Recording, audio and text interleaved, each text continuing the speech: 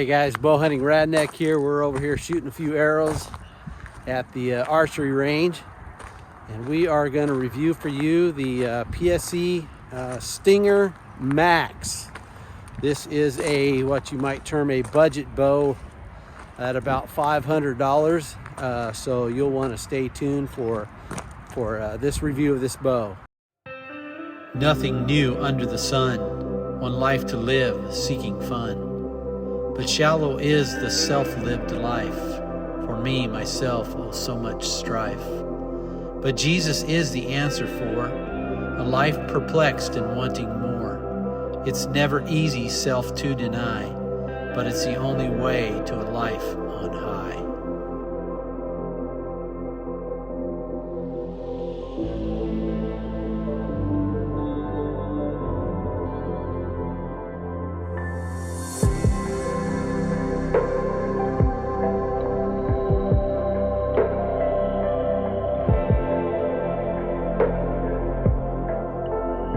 All right, just by way of reference, so you know, I'm shooting right now on Matthews V3.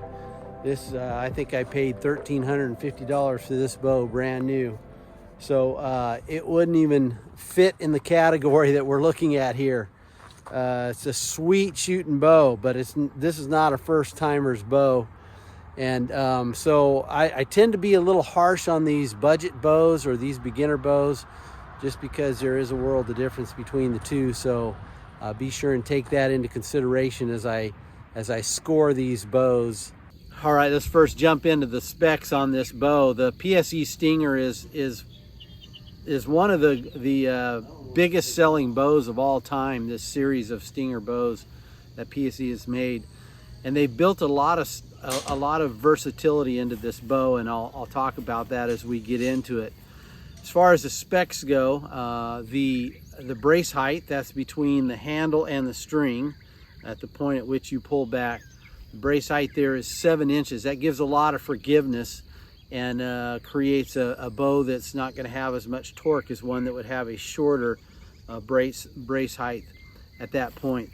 The axle to axle is 30 inches, so this is a great bow for utilizing in tree stand hunting, in blind situations where you're hunting as well. And because this is a single cam bow, that top cam is simply round, and so whenever you let go, you don't have a cam flipping over.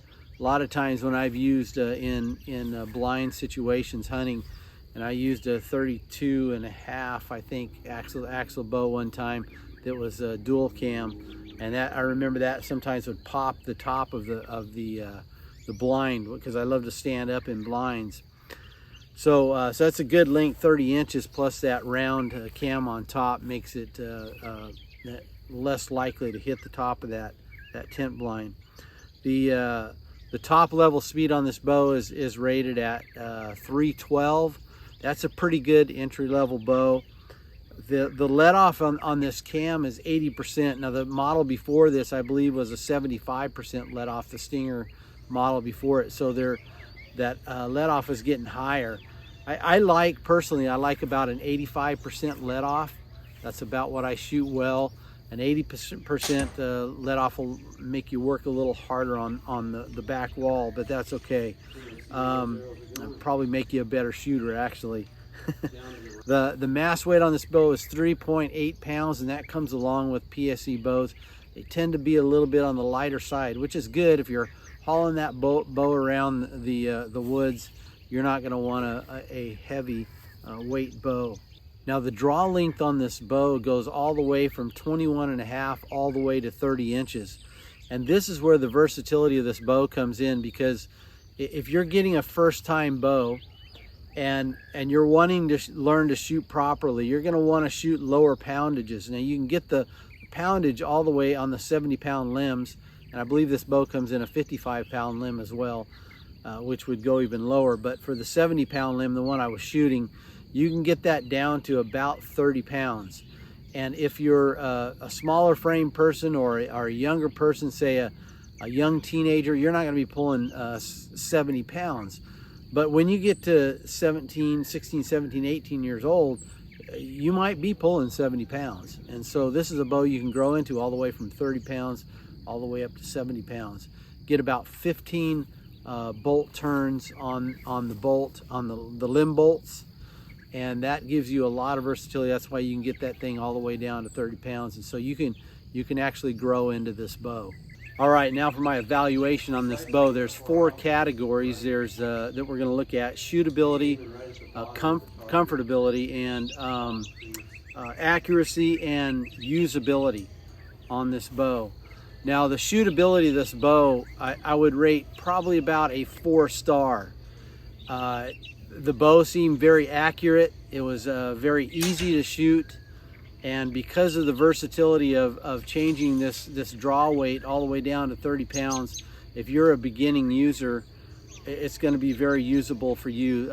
It's going to be very easy to shoot because you can get it at that poundage where you can just shoot it and keep shooting until you get used to that poundage and slowly move your way up. So I'd give the shootability a 4-star. Comfortability, I would give it a 3.5 star.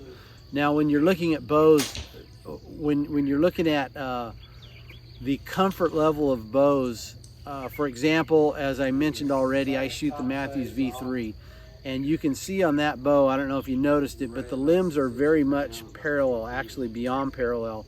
And the more parallel you get those limbs out on the edges where your cams are, usually the less hand shock you're going to have, and that bow's gonna sit in your hand nice when you release that arrow. With this bow, I found, I would not say a significant amount of hand shock, but there is hand shock with this bow, and it doesn't really, it's not a deal breaker.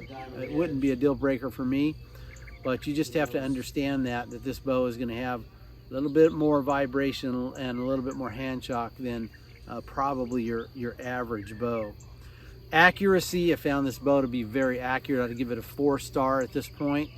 And I was shooting at about 15 yards.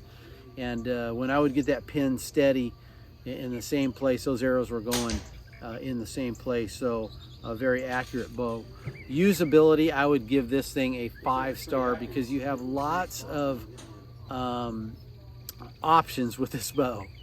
It really is a beginner's bow. There might be some who have owned bows before that might purchase this bow, but this is, I would definitely put in the category of a first-time buyer's bow because it does give you that flexibility that a bow needs to have when you're first learning to shoot a compound bow. Because you're not going to want to shoot, I mean, you may be able to pull, I mean, you might be 17, 18 years old already and buying your first bow. You're not going to be wanting to pull back and learn to shoot that bow at the poundage that you're eventually going to shoot. Say you can pull back 70 pounds, you're not going to want to start there. You're probably going to want to start so you can learn how to shoot properly at about 50 pounds and then slowly work your way up to 70 pounds, because there's definitely a difference in holding that bow back and shooting it in a consistent basis. So usability, I give it a 5-star with that one. All right, I hope you enjoyed that review of the PSE Stinger Max. Be sure and give us a thumbs up and subscribe. Got lots of videos for you to watch in the past there. Just you can click on my username there, Bowhunting RadNek, and go to my channel. Got lots of hunting videos, lots of bow reviews, other things there that might be of interest to you. So thank you for watching. We greatly appreciate our viewers out there, so thank you.